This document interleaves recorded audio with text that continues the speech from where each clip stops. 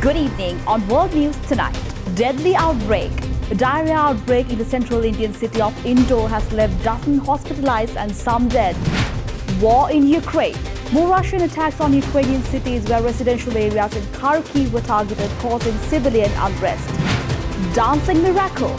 Little miracle Ballerina shocks everyone by standing up to dance amidst all medical complications.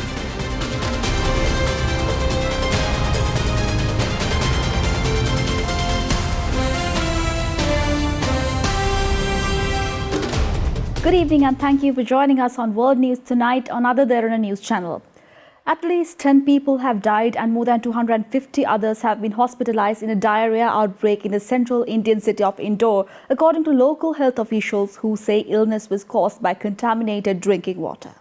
Indore has long been ranked India's cleanest city. That's now a mockery amid a diarrhea epidemic which has made thousands sick and hospitalized hundreds. Some have even lost their lives, including a baby just a few months old. Locals say they've been begging for someone to fix the sewage for months. Municipal authorities and elected politicians are blaming each other for the mess, which reportedly began when a toilet started leaking into the water main. Officials, several of whom have been suspended, say they're now supplying the affected area with water from tankers. Residents of the neighbourhood of Bhagirathpura say they've been told not to use tap water until further notice.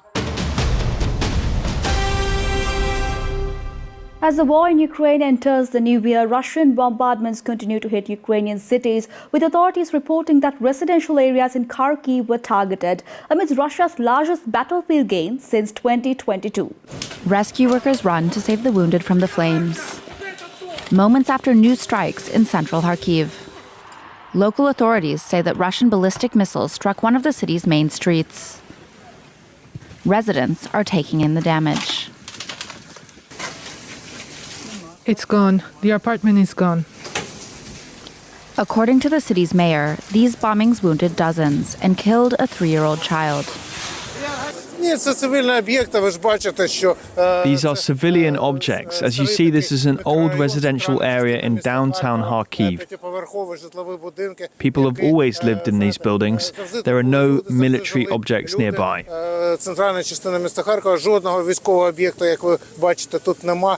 The attack comes as Ukrainian authorities ordered the evacuation of more than 3,000 children and their parents from some 40 towns in the Dnipro and Zaporizhzhia regions on Friday. It's an attempt to shelter civilians from the Russian army's advances on the front line.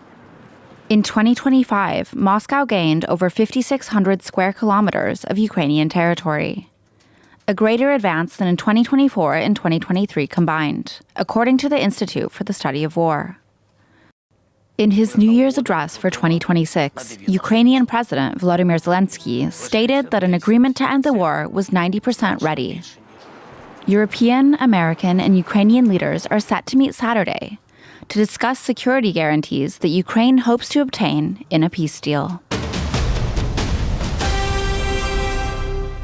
North Korea has fired hypersonic missiles into East Sea. It marks Pyongyang's first missile launch this year amidst heightening global tensions and South Korean President Lee Jae-myung's trip to Beijing.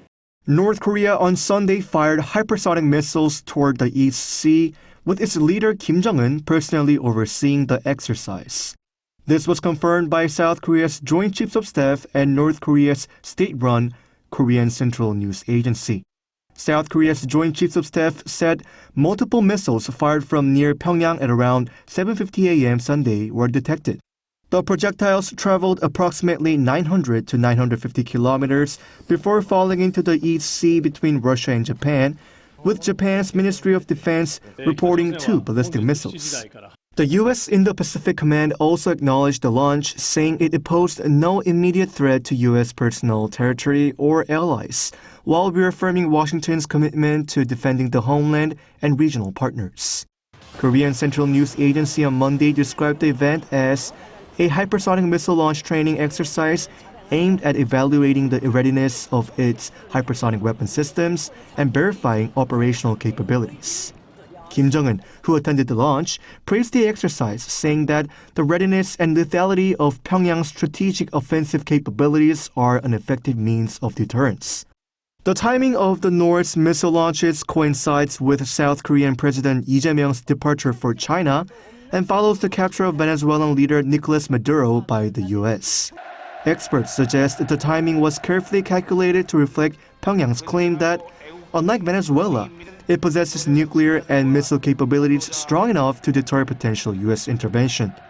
Sunday's missile launch marks North Korea's first ballistic missile launch since November last year. This is also the third since the start of the Lee Jae-myung administration. Upon arriving in Beijing, President Lee said restoring relations with Beijing had been his most significant diplomatic achievement since taking office after ties has faced strains in recent years. And upon arriving in Beijing, President Lee also had dinner with members of the local Korean community on Sunday. In his opening remarks, Lee said restoring relations with Beijing had been his most significant diplomatic achievement since taking office, after ties had faced strains in recent years. The trip marks the fastest reciprocal state visit between the leaders of South Korea and China following Chinese President Xi Jinping's visit to Gyeongju last year. Lee expressed hope that his visit would serve as a new starting point for further advancing bilateral relations. The president also pledged to improve overseas voting access for South Korean nationals living in China, noting that there are just 10 polling stations nationwide. The protests in Iran have intensified as Iran's Supreme Leader Ayatollah Ali Khamenei signaled a tougher crackdown as a week of protests over the country's ailing economy shook Iran. U.S. President Donald Trump wrote on social media on Friday that, quote, if Iran shots and violently kills peaceful protesters, which is their custom, the United States of America will come to their rescue. A top Iranian official responded to Trump's comments, warning that U.S. interference in domestic Iranian issues would equal the destabilization of the whole region. The U.S. warning comes days into unrest that has left several dead and posed the biggest internal threat to Iranian authorities in years.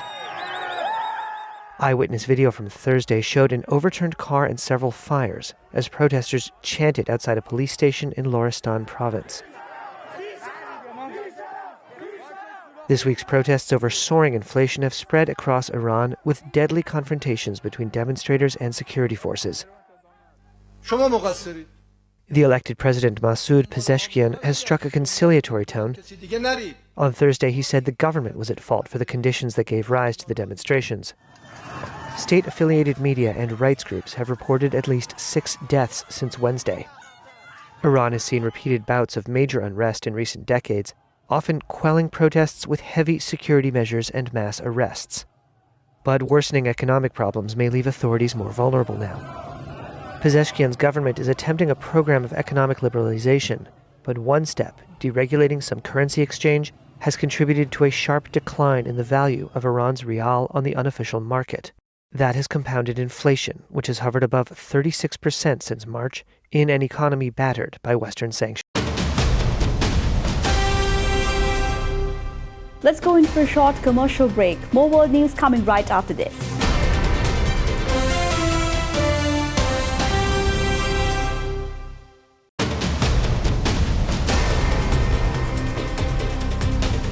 And welcome back. Separatist forces in Yemen say at least 7 people were killed in Saudi airstrikes as tensions deepened between regional allies. The strikes come while the Saudi-backed government of Hadramaut province says peaceful efforts are underway to retake military bases abandoned in Emitari-backed separatists.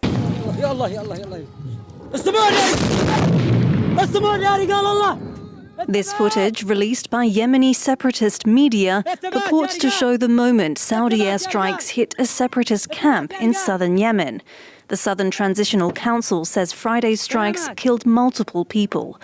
Earlier Friday, the Saudi-backed governor of the Hadramaut province announced a, quote, peaceful operation to take back military positions from separatists. This operation does not target any political or social component, does not target civilians, and does not affect the lives of citizens or their interests in any way.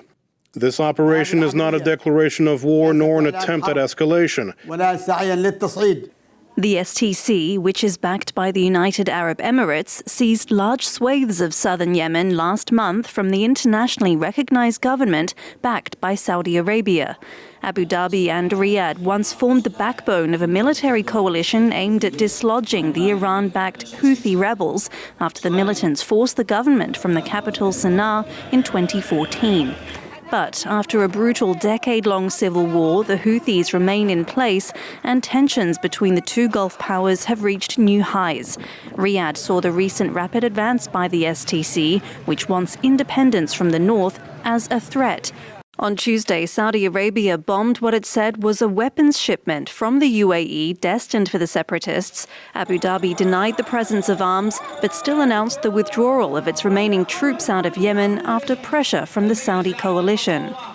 Also this Friday, Aden International Airport remained closed for a second day as both sides traded blame for the air traffic shutdown. The airport, controlled by the STC, is the main gateway for regions of the country outside Houthi control.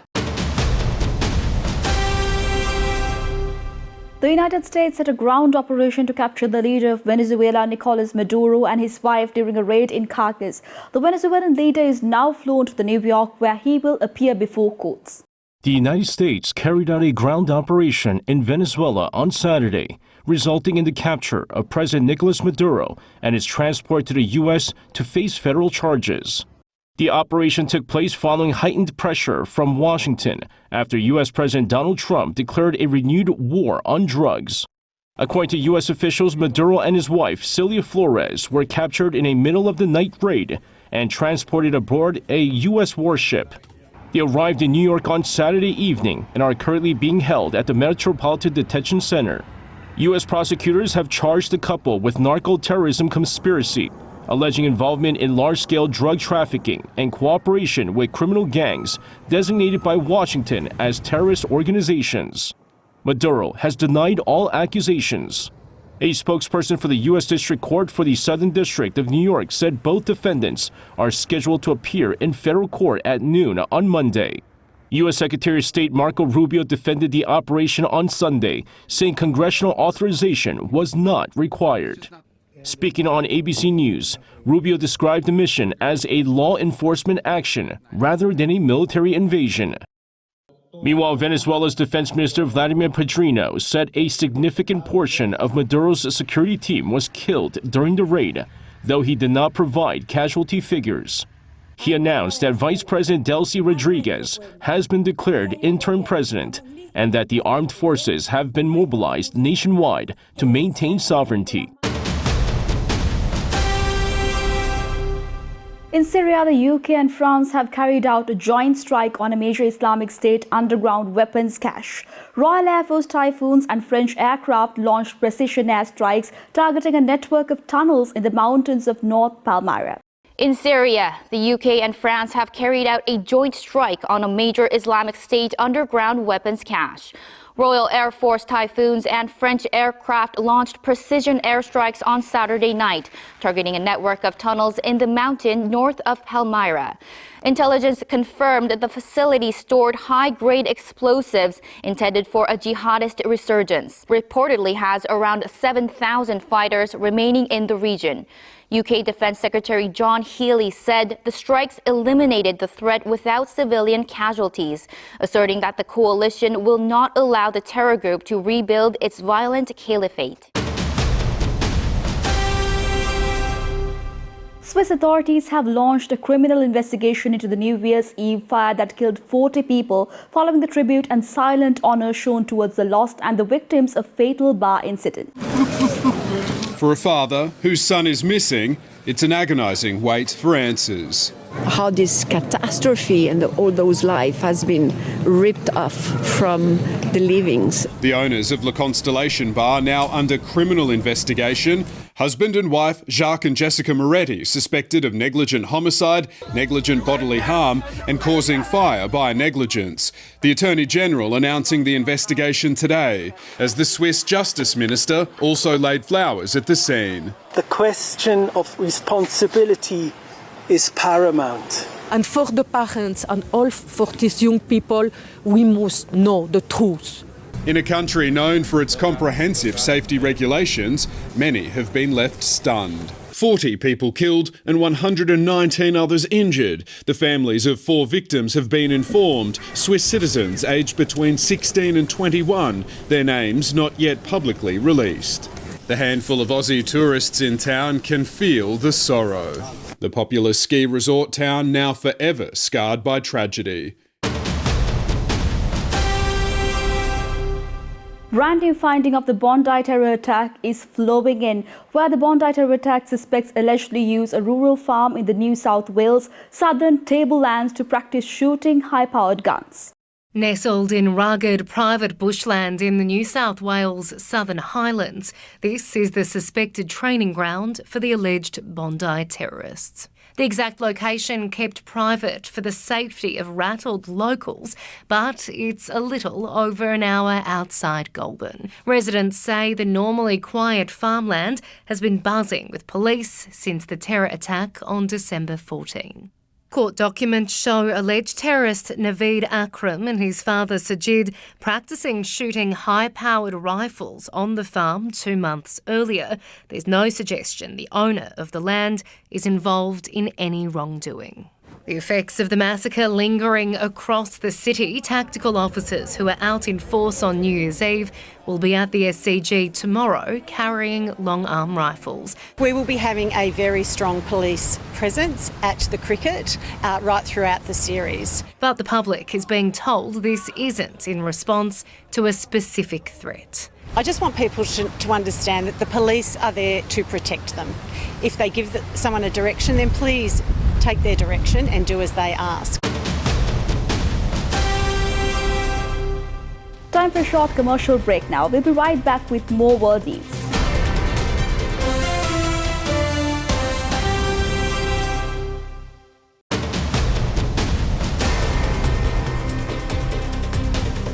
And welcome back. A 6-year-old ballerina was wheeled on stage for a special performance of the Nutcracker. Moments later, a miracle happened. Little Maury Cowan standing on her own 2 feet. A 6-year-old ballerina is wheeled on stage for a very special performance of the Nutcracker. She flashes a thumbs up. Then comes a magical moment. The girl is surrounded by her fellow dancers. The other ballerinas back away to reveal little Maury Cowan standing on her own 2 feet. It was exciting to just see her just emerge from the chair. 2 years ago, doctors weren't sure Maury would survive after a freak accident at her grandparents' house in Alabama. The craziest thing happened. A tree limb came down as she was running, and it fell right on top of her and crushed the right side of her skull. Mom Kylie says her daughter suffered a traumatic brain injury. She ended up spending 100 days in the hospital. It was very, very scary. I'm very, very proud of her.